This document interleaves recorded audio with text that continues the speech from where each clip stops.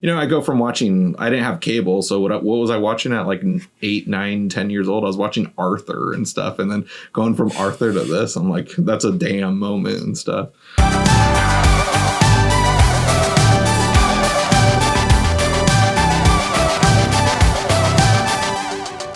Drive-by movies. My name is Blaise. And I'm James. And never have I ever seen Mississippi Burning. These people crawled out of a sewer, Mr. Ward! We do not accept Jews because they reject Christ. We do not accept Papists because they bow to a Roman dictator. We do not accept Turks, Orientals, nor Negroes. We're not killers. That's the difference between them and us. That's the difference between them and you. Did you smile when the bulldozer ran over the black kid's body? We're here to protect Anglo-Saxon democracy and the American way. What's wrong with these people? 1964. When America was at war with itself. So Mississippi Burning is from 1988. It's directed by Alan Parker. It stars Gene Hackman, Willem Dafoe, and a lot of actors we'll talk about as well that are just surprising to see. But if you don't know what it's about two FBI agents, and with their wildly different styles, they arrive in Mississippi to investigate the disappearance of 3 civil rights activists. With this movie, I saw it a long time ago as a kid. Like, I always knew about like Martin Luther King and Rosa Parks in school. That's kind of all they taught me. And I always just thought that they were just fighting for like things like, oh, they don't like, they want more than just like having to like sit in the back of the bus or like not having to like use different water fountains. I always thought it was just like those kind of inequality things. But my parents were like, no, it was way worse. That's what I learned in school. My parents showed me this movie to see the real struggle that black people had to go through. And I saw this when I was a really young kid. I don't remember the exact age, but like I remember being horrified, and like it was a hard movie to watch. So Blaise, I'm curious, like now, like with a lot going on too, like this movie like has a lot of like stuff that still holds up very well and is very true to this day. But what do you think of Mississippi Burning?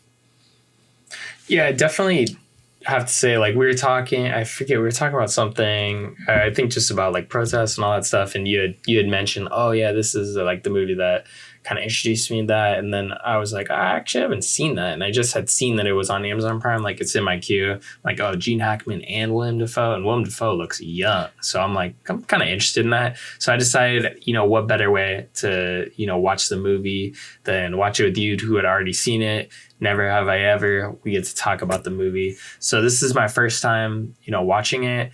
And I don't feel like it was breaking any new ground. Maybe at the time, but at this moment in time, I didn't feel like it was breaking new ground. Mm-hmm. But I felt like the performances are really stellar. The story overall is something that you think is, of the past. And I think the movie takes place in the 60s, if I remember correctly, right? I believe so, yeah. So you think, oh, this is just the past, whatever. But you see, obviously, in the news, and, more importantly, I did want to bring something up because I had watched something else recently. Unsolved Mysteries, it just came back. It's on Netflix. I, devoured that. I was a huge Unsolved Mysteries fan, huge Robert Stack fan. So I watched all that. And I think it's the 4th or 5th episode. I can't remember exactly which one, but there's one that is a story that isn't identical to this because it wasn't a civil rights activist, but it was a young man, African-American man, who went to a party with some friends. He's from the South. I think it was Kentucky. I can't really remember, or Alabama, but he basically went to, a party with his friends. His friends, he got in an altercation there, and his friends, at the beginning, he had maybe heard something, gotten a little bit of an altercation, but then the party kept going on. His friends end up leaving, and then they're like, oh, this guy will take you home or whatever. He ends up never returning home, like ever. He never goes home. So he's, pronounced missing. Cops are there to find, like, they need to find his body. Essentially, they're in this investigation. They know that he did go missing in this party. They're interviewing everyone that was at the party, whatever, and they never find him. It's inconclusive. They think he just disappeared. Essentially, they don't have an answer. They don't have, somebody that is a suspected murderer. And the family then finally gets, after 30 days of the cops and the FBI doing their search, because they assume that it was a hate crime. So they got the FBI involved. It's kind of similar to this film. And they basically conclude that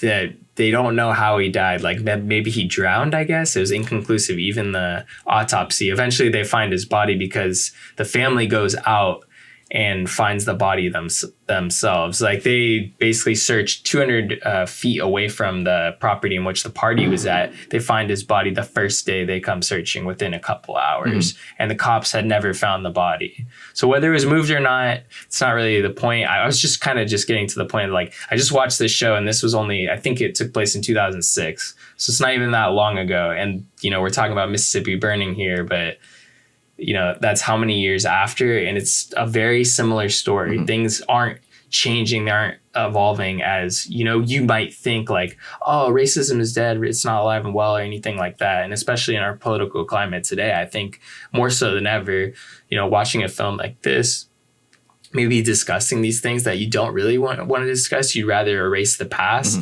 than to live with the past in your heart, I think is probably the best way to deal with it. You know, like having the knowledge and not choosing to be ignorant, and like having the knowledge of, you know, it's a film like this that, okay, it's not reinventing the wheel, but it does bring up some interesting points, and it does discuss some stuff that not everyone, you know, really wants to discuss, that, you know, these civil rights activists did get murdered, and it obviously is a hate crime. You know? So it's a really interesting movie. I think mainly on the back of Gene Hackman, and you get to see Frances McDormand even in it. Yeah, I was actually surprised. There's so many actors that are like, when we say the names, like a lot of people know them and just be like, what, they're in that movie? Like the cast in this is just like insane. And yeah, just like Frances McDormand, and then of course a lot of the racist cops, and then the people who are part of the like KKK as well. Like are a lot of actors that you see working today as well too. And like they're really scary to watch in this movie because they're like just, it's a very intense movie. And yeah, I mean, also just watching like something I didn't remember as a kid, but just watching some of the news segments where they're interviewing the people of Mississippi and just hearing what they say, how they think it's all a conspiracy with these kids going missing and stuff. And they were planted there by Martin Luther King. I was just like, oh my God, this sounds like stuff that we hear today.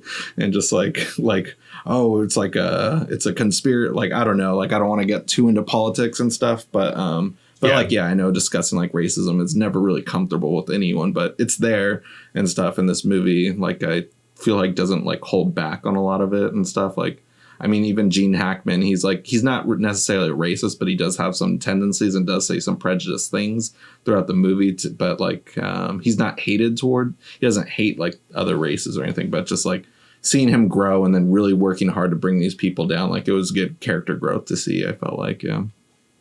I mean, his opening scene in the movie, I definitely thought he was racist. Yeah, of course. Yeah, I was just like, oh, shit. Like his opening scene, I thought that it basically sets it up that the movie's going to be an entirely different movie. Not that which I thought, but just because I didn't have any preconceptions of this film. I knew, you know, it was about, you know, the South and racism. I didn't know that it like, I guess it seemed like a different film just with Gene Hackman's opening scene, because he's singing this song, and just the verbiage I guess he uses, probably the easiest way to say it, isn't, you know, the most politically correct, obvious. But as you see as the movie develops, you know, there's even times where Gene Hackman and Willem Dafoe are really butting heads, because Gene Hackman wants to get these guys, but Willem Dafoe wants to do everything by the books, essentially the best way possible. And even if it isn't, you know, as necessarily sometimes the most humanitarian, like, and I'm thinking specifically the scene where they're basically, they got these guys in their sights, and Willem Dafoe's like, no, wait, we have to see that how like systemic this actually is. Like, the cops, are they covering for these actual KKK members? Are they part of the Klan? So it was really interesting, like, to see, I guess this film, like, I don't know if it was like necessarily groundbreaking at the time. I don't feel like it's so groundbreaking even now, but it was interesting to see the parallels into like where we are, you know, at this modern time, but also like this film and like the stories you hear in the news, or maybe the ones that you don't hear in the news. And like, I saw in Unsolved Mysteries, essentially, right, yeah. Just stuff like that, where you think like, especially, I mean, I think I can speak for both of us when like you feel like things are, you know, quite progressive, especially living in a city like Los Angeles, where it is, you know, pretty progressive, you know, so you don't think this stuff is always happening. But then again, like, LAPD, Rodney King. That wasn't that long ago, Yeah, like it's crazy to think about and stuff, and just like how much has really changed and stuff. Like technology's changed, but like has our mindsets done it?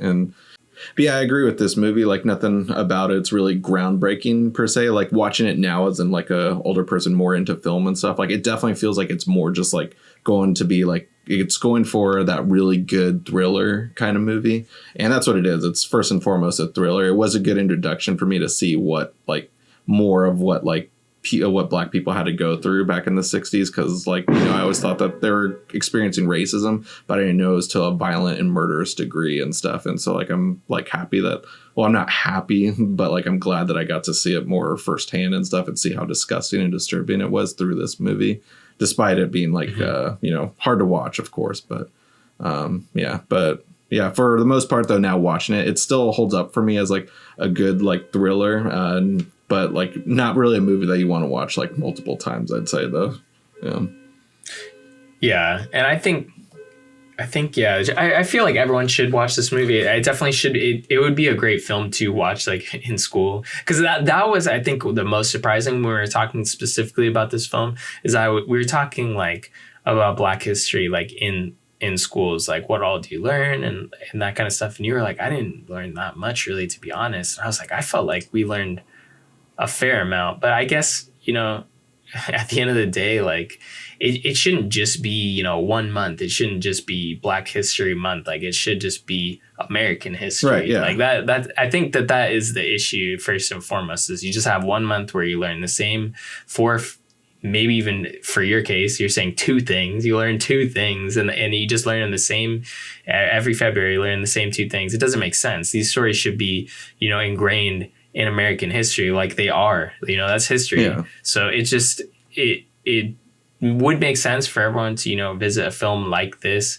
that is important. It's not just your typical, Martin Luther King story, although if I remember correctly, he does appear in scenes on the news, correct? Yeah, just a couple scenes, like just like and also brought up in conversation. Doesn't really have a moment. It is actual like archive footage and stuff of him, but which I feel is more impactful, because it's like, it isn't a Martin Luther King movie. It's not about his life. This isn't Selma, but I felt like it was an interesting way to tackle a similar subject as a film. Like I liked Selma, Ava DuVernay's Selma, thought was pretty good, and this was an interesting kind of similar, deals with some of the similar things, but this is more definitely on that racial prejudice kind of storyline. So I felt like I really enjoyed watching this film. It's definitely it's hard to watch at times, but I feel like it is it should be, a requirement, I feel like, for most people, to be honest. Yeah.